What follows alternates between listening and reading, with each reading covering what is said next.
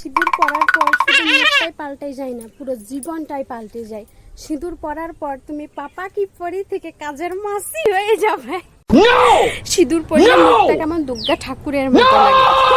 সিঁদুর পরলে দেখতে মুখটা একদম খুবই সুন্দর লাগে। শুধু মুখটা সুন্দর হলেও হবে না, দুর্গা ঠাকুরের মতো মুখ হলেও হবে না, দুর্গা ঠাকুরের মতো 10খানা হাত লাগবে। আর কি লাগবে? দুর্গা ঠাকুরের মতো সব সময় তোমাকে সব দিকে একদম নজর খাড়েই রাখতে হবে।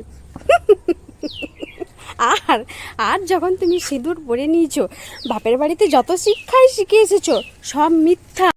সিঁদুর পরার পর তোমার কোথাও মনে হবে আমাকে কুয়োতে ঠেলে দিল, পা পিছলে পড়ে গেলাম সেই রকম। আর সিঁদুর পরলে তুমি জানতে পারবে যে রাতে এমন কি রান্না করলে পরে সেটা সকালে বাসি আবার মুড়ি দিয়ে খেয়ে যাবে।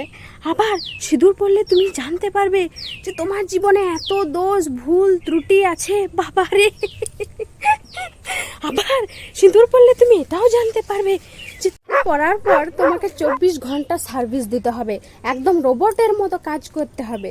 সিঁদুর পরার পর তোমার বর তোমার জন্য গোলাপ ফুল আনবে না, বাজার থেকে একটা বড় সাইজের ভালো দেখে ফুলকপি নিয়ে আসবে।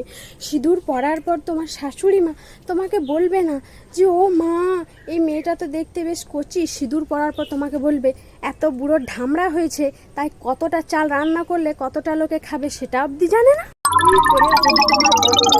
থাকে সিঁদুর পরার পর তোমাকে আমি রানী বানায় রাখবো, সিঁদুর পরার পর তোমাকে চাকরানি বানিয়ে রেখে দেবে।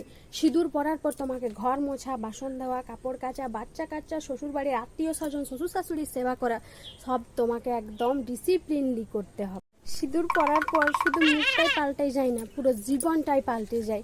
সিঁদুর পরার পর তুমি পাপা কি পরি থেকে কাজের মাসি হয়ে যাবে। বলি কি, একবার সিঁদুর পরেই দেখো, বুঝতেই পারবে কত ধানে কত চাল আর কলির কত কাল।